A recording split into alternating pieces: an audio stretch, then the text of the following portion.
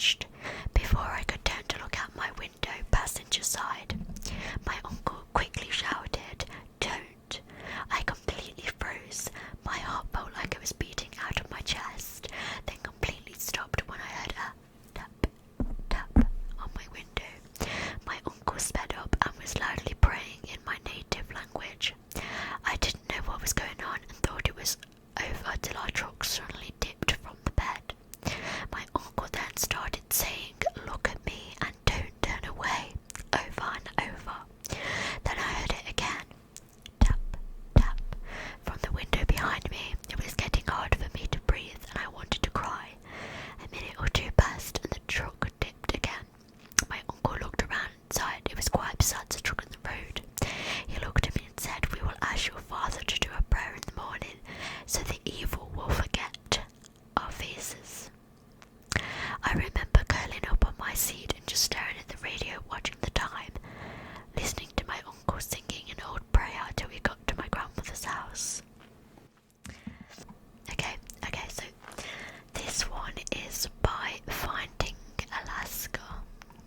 Okay, so it says, "My friend and I were going to a party a few hours out of town, so we decided to stay at our family holiday house.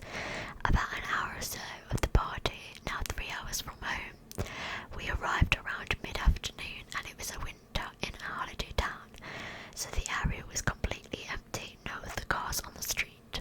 When we left the party, I spent a moment deciding whether to pull up at the gate or the way closed. I'd had some trouble opening it earlier when we arrived, and if we were getting home late at night, I didn't want to be stuck outside. I decided to shut it for security. Party was great. We got back at the house around 12:30 and the gate was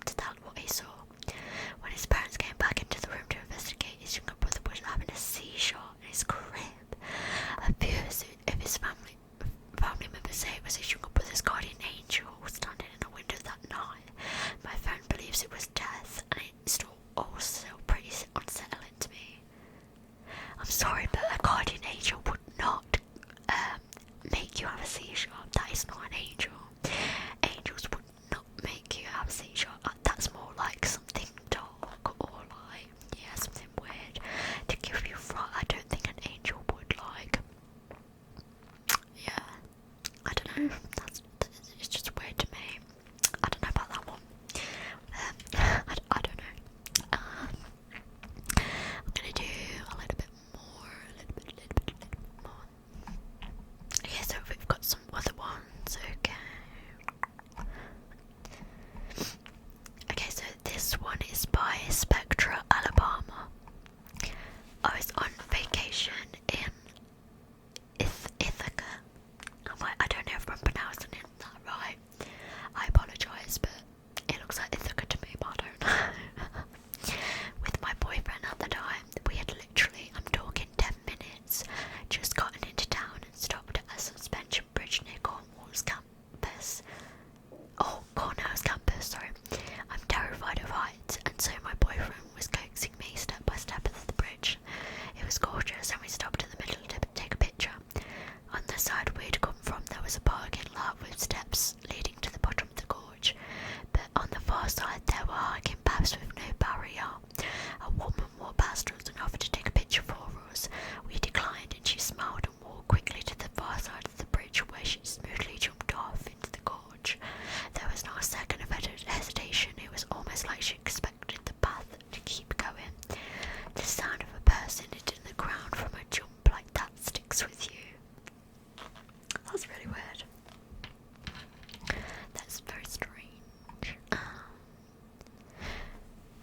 This is by James Renner.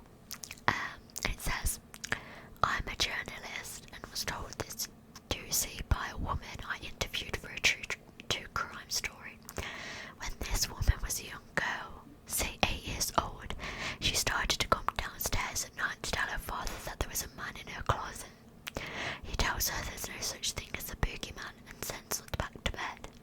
This happens on and off for like a week.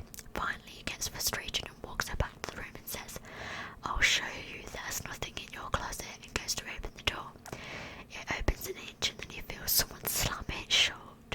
Turns out there really was a man in her closet. This guy was a perv who would come in the house every night and stare at the girl from the closet while she slept. The dad kicked the shit out of him, and the perv went to prison for many years. I researched the story 20 years of this, and the guy had gotten out of jail and no one could find him. That is terrifying. That is actually so creepy. That's more creepy to me than actually like the no, I don't like that one. That's not nice. That's horrible.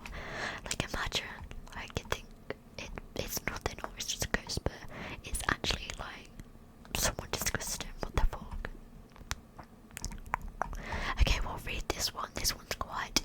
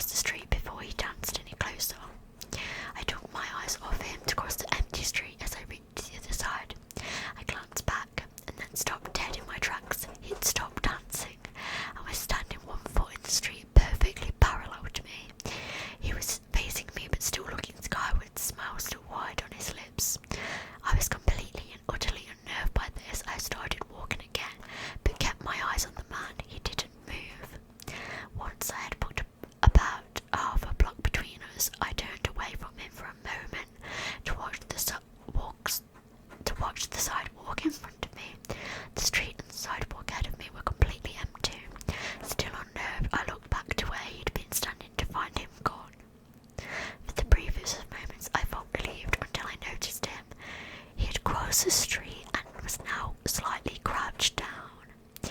I couldn't tell for sure to the distance in the shadows, but I was certain he was facing me. I had looked away from him for no more than 10 seconds, so it was clear that he had moved fast. I was so shocked that I stood there for some time staring at him, and he started moving towards me again.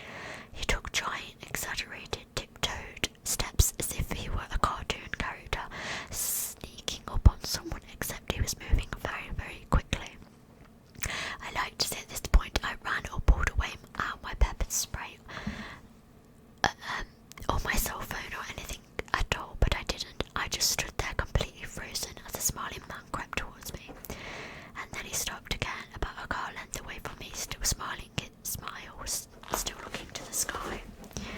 When I finally found my voice, I blurted out the first thing that came to my mind. What I meant to ask was, "What the fuck do you want?" in an angry, commanding tone. What came out was a whimper. What the fuck? Regardless of whether or not humans can smell fear, they can certainly hear it. I heard it in my voice, and that only made me more afraid. But he didn't react to it at all. He just stood there smiling. And then after what felt like forever, he turned around very slowly and started dance walking away just like that. Not wanting to turn my back on him again, I just watched him go until he was far enough away to almost be out of sight. And then I realised something. He wasn't moving away anymore, nor was he dancing. I watched in horror as the distant shape of him grew larger and larger. He was coming back my way, and this time he was running. I ran too. I ran until I was off of the side road and back into a better lit road with sparse traffic. Looking behind me, he was nowhere to be found. The rest of the way home I kept glancing over my shoulder, always expecting to see his super smile, but he was never there. I lived in that city for 6 months after that night, and I never went out for another walk. There was something about his face that